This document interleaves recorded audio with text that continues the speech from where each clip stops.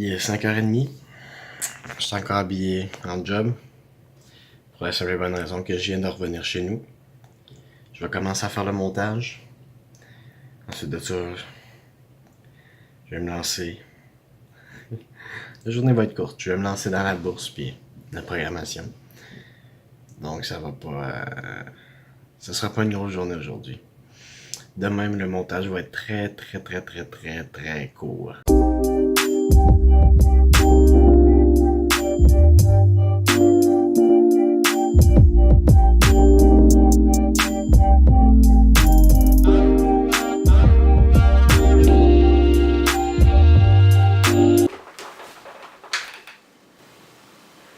Mon but avec ce podcast-là, c'est qu'à la fin de celui-ci, vous soyez convaincus qu'on a besoin d'un autre humain pour pouvoir arriver à passer au travers de ce qu'on pourrait appeler la vie ou l'existence. Peu importe le nom que vous y donnez. En fait, c'est pas nécessairement le même genre de relation que vous avez besoin, peu importe qui vous êtes, avec un humain. Mais c'est surtout de trouver justement le genre de relation que vous avez besoin avec un humain qui vous permet de ressortir plus fort de cette relation-là et de trouver l'humain qui va être capable de partager cette relation-là avec vous. Et je pense que c'est un des plus gros défis qu'on a en tant que tel, que ce soit pour le fait de la créer, ensuite de l'entretenir, mais c'est aussi un des défis qui sont réussis à l'accomplir au travers d'une vie. Ça permet d'avoir les meilleurs upsides. En fait c'est le retour sur investissement qui vaut le plus la peine que n'importe qui pourrait faire ici. Et en ce moment, je trouve que je fais une très mauvaise job là-dessus, pour être bien franc. Et c'est un petit peu par choix, parce que si on est seul, justement, ou qu'on se sent seul, c'est surtout un choix, parce qu'on est quand même 7 milliards d'humains sur la Terre, et que vous avez plusieurs moyens, dont les réseaux sociaux, pour communiquer avec à peu près la moitié d'entre eux. Donc c'est juste un choix de se sentir seul. Mais c'est surtout un choix parce que malgré l'effort que ça demande, on finit par trouver quelqu'un qui nous correspond. Je vais donner un exemple à partir de moi-même, c'est que ce que j'aime dans une relation, c'est le contact. C'est pas compliqué, je suis hyper tactile et toutes les personnes qui regardent ça et qui me connaissent un peu le savent que je suis tactile. Mais et c'est pour ça aussi que je suis plus question de relation de couple pour moi, dans ce que je cherche comme une relation qui vient me soutenir.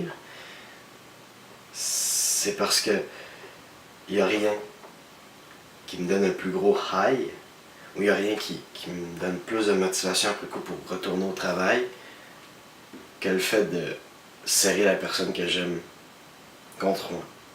Aussi fort que je peux en fait. Je sais que c'est cucu, je sais que c'est quétaine, je suis loin d'être unique pour ça et je pense pas être unique pour ça non plus. Mais autant moi c'est ça, autant pour un ça peut être d'avoir un ami très proche avec lequel on peut avoir n'importe quelle discussion. Et toutes sortes de discussions les plus profondes qu'on peut avoir. Et ça peut être un ami qui est une autre personne que la personne avec qui on est en couple, avec qui on partage sa vie. Ça peut se faire comme ça. Donc à ce moment-là, c'est cette relation d'amitié-là qu'on a qui est hyper profonde avec cet ami-là, qu'on doit entretenir, trouver premièrement, ensuite entretenir, qui va nous permettre d'accomplir des choses qu'on n'aurait jamais cru possible qu'on aurait pu faire. Et c'est pour cette raison-là, ce genre de cercle vertueux-là, de création, d'entretien et de nouvelle création, qui me convainc en fait qu'on a besoin d'un autre humain pour pouvoir passer à travers la difficulté qui est d'exister sur la planète Terre. C'est une chance, mais en même temps, une condamnation, dans un certain sens. Et ça, on n'a personne qui peut nous permettre de passer à travers cette condamnation-là. Et bien, on n'aura jamais l'opportunité de profiter de la chance qu'on a d'être sur cette terre aussi. Donc c'est toujours une question de balancer le tout pour trouver quelqu'un qui a une balance qui correspond à la nôtre. Et justement, trouver ça, entretenir ça, et faire quelque chose avec ça. Parce qu'il y a beaucoup de personnes qui réussissent à trouver ça, à faire ça, mais qui après coup ne réussissent pas à se dépasser parce qu'ils ne trouvent pas de raison vraiment de se dépasser. C'est pas nécessairement négatif, ça peut être aussi une bonne raison qu'ils ne cherchent pas vraiment à se dépasser, mais ils sont juste contents d'avoir une belle relation avec quelqu'un et que pour eux c'est ça la raison de vivre en fait. C'est bien correct comme ça. Mais c'est de trouver cet équilibre-là avec une personne qui correspond justement à l'autre partie, qui est à dire un autre humain qu'il nous faut pour nous permettre de vivre.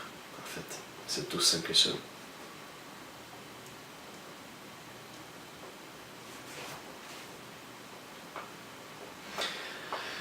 Je sais pas si ça a été clair.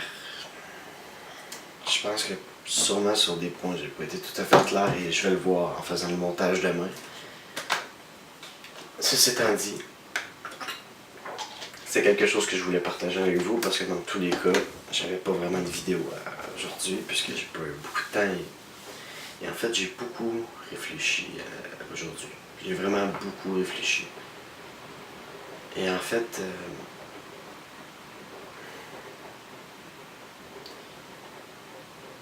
c'est là que j'en suis venu justement à cette conclusion-là qu'on a besoin de quelqu'un pour vivre en fait, mais aussi à plein d'autres raisonnements un peu bizarres. Par exemple, tout à l'heure, et c'est ça qui a été le début de tout en fait, j'ai eu une idée un peu bad qui était si ma mère mourait. En fait, j'ai vraiment, j'adore ma mère et de savoir qu'elle n'est pas en santé en fait, ça vient me chercher parce que je veux garder ma mère longtemps et je sais qu'on ne s'enligne pas nécessairement pour ça. Et je trouve ça triste, sincèrement. Et là, je me suis imaginé perdre ma mère.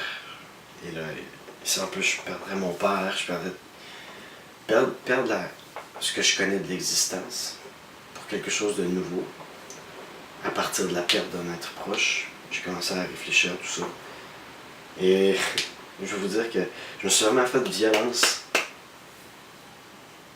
en allant chercher une perspective où j'atteindrais le bout du brûlot en fait. Et j'étais assez loin pour être capable de me fucking faire pleurer en faisant ça. Genre je m'imaginais le pire scénario le plus bas que je pourrais être et en fait ça m'a remis en perspective le fait que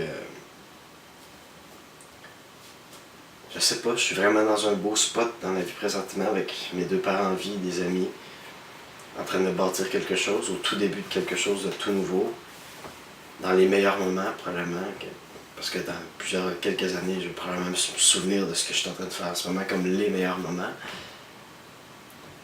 Et je me rends compte, le fait de m'être fait de violence comme ça tout à l'heure, ça me permet de me rendre compte à quel point je suis choyé, mais vraiment à quel point, pas juste de le savoir de manière intelligente, mais aussi vraiment genre émotionnelle. Et là, je le vis vraiment, en fait. Et en fait, ça me donne la motivation de pousser encore plus fort, tout en me permettant de ne pas vraiment avoir peur de perdre, parce que je suis tellement un bon spot dans ma vie que perdre, ça serait quand même être au-dessus de... être tellement dans un beau spot, même si je perds. Même si tout le temps que j'investis, l'argent, les sacrifices que je fais, même si je perds tout ça dans un projet qui amène nulle part, ben, malgré tout, je reste quand même dans un très bon spot. Même si je suis pas sûr que je pense qu'il va arriver, mais je reste quand même malgré tout dans un très bon spot, même si ça arrive. Et le fait de m'être fait de violence, ben, c'est ça que ça m'a permis de faire. Donc peut-être aussi, c'est une chose que je peux vous inviter à faire, c'est vous faire violence. Je sais que c'est pas tout le monde qui est capable de faire ça, parce que ça demande quand même d'être capable de jouer avec sa psychologie, jouer avec ses émotions très profondément par nous-mêmes, sans que l'extérieur nous fasse quoi que ce soit. Mais pour ceux qui sont capables de le faire, je pense qu'il y a un bénéfice presque infini à faire ça, même si, bon, sur le coup, ça fait un peu mal. Tu sais, j'ai pas aimé m'imaginer tous les pires scénarios possibles qui auraient pu arriver à tout ce que je connais, en fait. Mais ça fait du bien après le coup. Ça m'a permis aussi de me rendre compte à quel point tout tient sur un fil. Alors, si vous recherchez un petit peu ça, les chances que quelqu'un que vous connaissez, qui est proche de vous, meure demain, sont étrangement presque plus élevées que tout le monde reste en vie. Et elles sont encore plus élevées si on prend en compte le fait que juste ces personnes-là soient en vie, évidemment. Parce que juste le fait qu'on soit fucking en vie, il n'y avait presque aucune chance que ça arrive, mais là, le fait qu'on soit en vie et que maintenant on soit dans cette situation-là qui est comme hyper fragile, où on peut perdre tout du jour au lendemain. Aussi rapidement que ça, parce que il n'y a rien qui nous dit que demain il n'y a pas quelqu'un qui va faire un accident de voiture qui va être mortel. Il n'y a rien qui nous dit que demain il n'y a personne qui va pas attraper une maladie, qui va pas être possible de guérir. Il n'y a rien qui nous dit que demain, il y a quelqu'un dans votre famille qui va se rendre compte qu'elle a un cancer qui est hyper avancé, qu'on peut plus rien faire maintenant à part attendre qu'une personne meure de ce cancer-là, et qui était juste caché, personne ne l'a vu avant, et fuck, ça arrive. Il n'y a absolument rien qui nous protège de ça. L'existence même de tout ce qu'on connaît tient à un fil. Et cette perspective-là, du fait de se rendre compte de sa fragilité, à quel point on est dans un endroit qui est beau présentement, peu importe où on est rendu dans notre vie, parce qu'on s'est habitué à cet environnement-là et maintenant on vit bien dedans, peu importe à quoi il ressemble, eh bien ça nous fait de l'apprécier un peu plus. Ça fait de l'apprécier un peu plus, ça nous donne encore plus envie de l'améliorer. Bon. Je vais arrêter ça maintenant de peur de me répéter. Sur ce, moi, j'ai terminé ma journée, là, il est 11h10. Donc, merci d'avoir regardé cette vidéo-là.